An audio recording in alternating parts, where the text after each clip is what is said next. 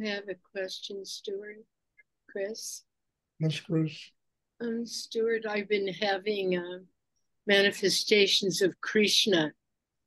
How can I best work with this to use it for my inner life? Uh,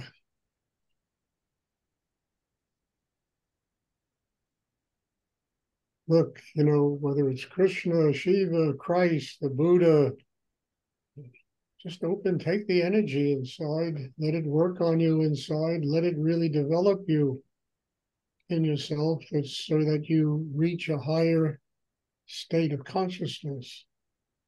I mean, it doesn't matter, I mean, all of these Krishna, Buddha, Christ, Muhammad, they're all just beings of a highly evolved consciousness, and they manifest for us in our work in different areas of our life as a way of guiding us. Let them guide you.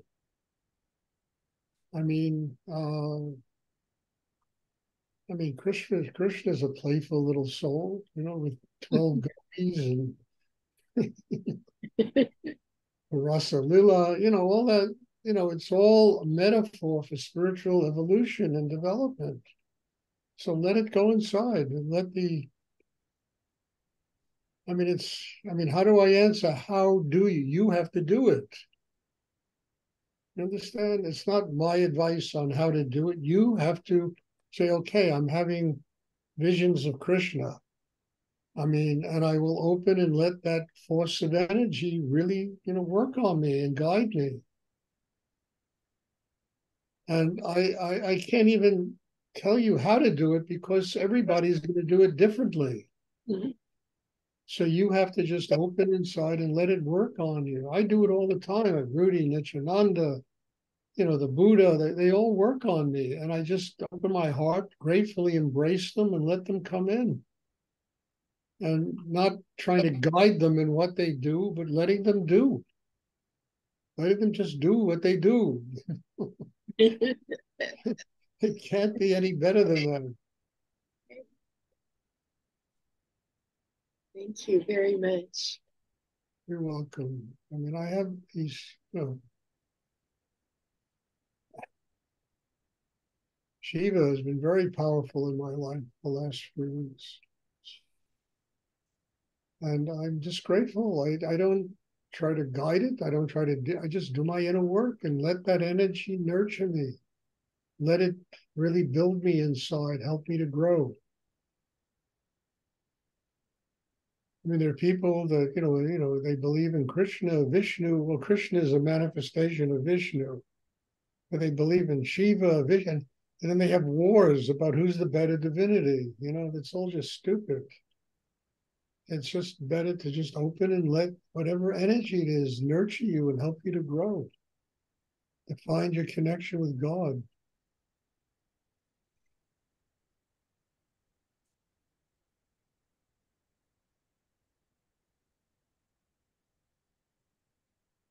Does anyone else have a question they would like to?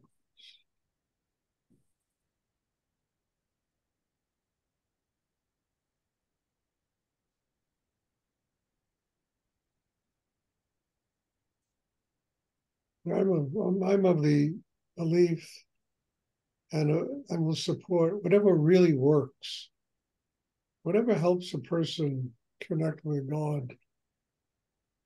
And I don't care what religion it is, what racial thing, I'm absolutely uninterested. I won't support, lip service spirituality because it's just bullshit, but whatever works, whatever person has to go through in their life, to help them get closer to God, to remind them of why they were born on the earth. That to me is the most significant thing of all. Not righteousness, not somebody's belief system. My God is better than your God, and all this kind of stuff that goes on in the world that does nothing but damage to human beings. But whatever works is a gift, a spiritual gift. but what really works, not what people use to fool themselves, into somehow believing they're having a spiritual life. I mean, that's just nonsense. And you can see it in somebody before they even open their mouth, you know, you really can.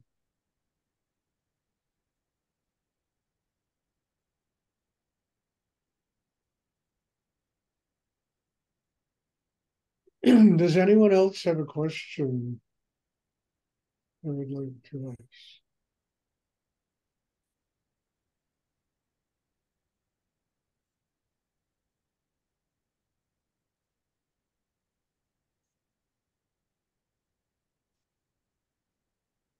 Third, I have a question, Bob. Yes, Bob.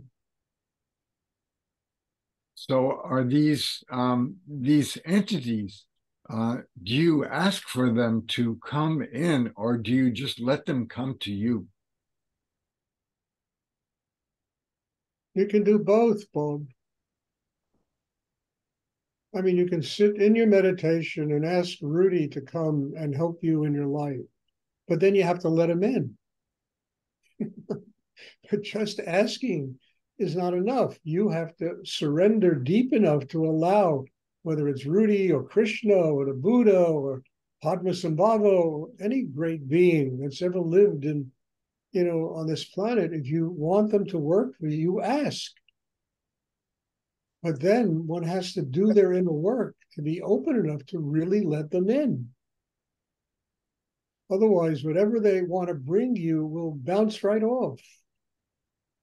Unless you do the work in yourself to allow these higher forces to come into you and to truly work and help you to grow. So it's a combination of both. It's not either or. I mean, I always ask Rudy, Nityananda, Kala Rinpoche, all the teachers, and then I ask the Buddha, Shiva, I ask, many higher beings to come and help me in my growth. But at the same time, if I don't do my inner work, they're never going to be able to do it. So it's a covenant between each and every one of us and higher energy in the universe. We will come if you do your inner work. It's like that baseball game, build it and they will come. They can't. It's a baseball game, a baseball movie like that. Build it and we will come. Build a chakra system and they will come.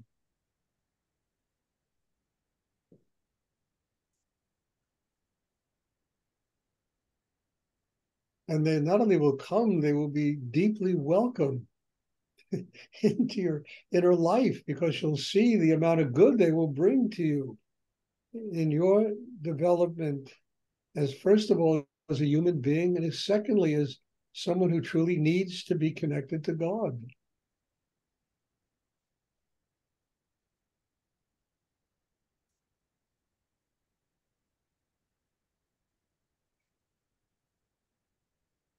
I've said it a lot, I mean, the universe is dying to feed us. I mean, there's so much cosmic energy, there's so much spirit, it's infinite in the universe. And it really is there to nurture people, the souls of people that come to the earth to learn how to transform all the encumbrances into a spiritual life. But the problem is not the energy. The problem is people that don't do the work deep enough inside to allow them to come, to allow them to nurture us.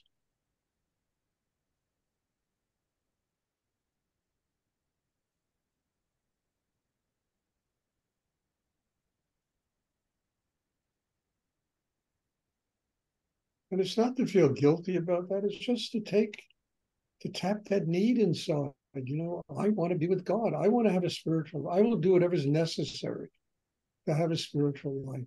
I want to be nurtured by Krishna, by Buddha, by Moses, by whoever it is, Christ. But I got to open. I have to know how to open inside myself to allow those higher energies to come in. I mean, basically, that's what this meditation is for. It's all is for. This meditation is not a religion. It's not a belief system. It's a craft that opens a human being to allow all these higher beings to come and nurture one.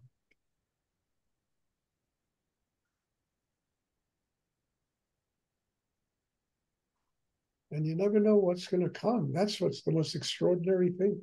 I mean, I'm not to keep talking about this book I've written, but one of the things I consciously did in this book, I have 108 photographs in there of, great works of art, great ones. But there are Buddhist works, there are Hindu works, there are Christian works, there are Islamic works, there's Jainism, there's Jewish works.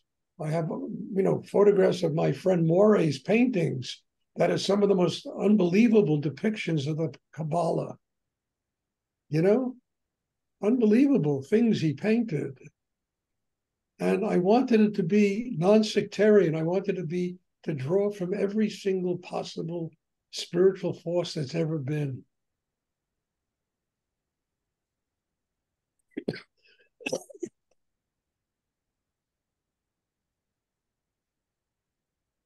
Because that is really the essence of the meditation we practice. Not to develop religious beliefs, but to open to the universe, to let it nurture us, to let it come in, to let it literally systematically build a chakra system that gives us a direct link to God. When you're directly linked to God, it's no longer religious beliefs. You understand? It's really a state of nothingness that can embrace the entire universe, everything.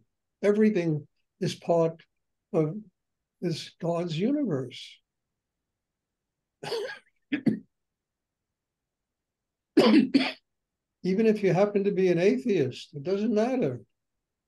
Because even atheists want to be happy.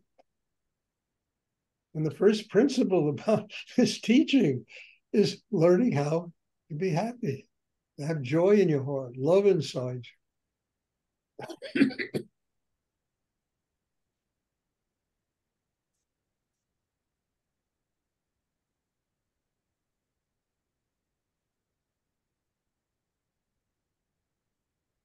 Does anyone else have a question?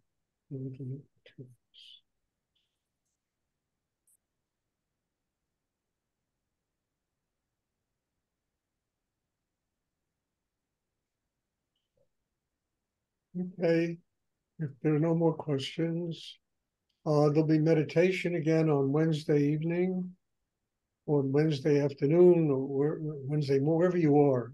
There'll be meditation on Wednesday. And I'm looking forward to seeing everybody. And God bless you all. Thank you. Thank you for being in my life. Thank you for being here. And I hope to see everybody on Wednesday. Thank you. Bless you. Thank you, Stuart. Thank you, Stuart. Appreciate it. Bye. Night. Good night.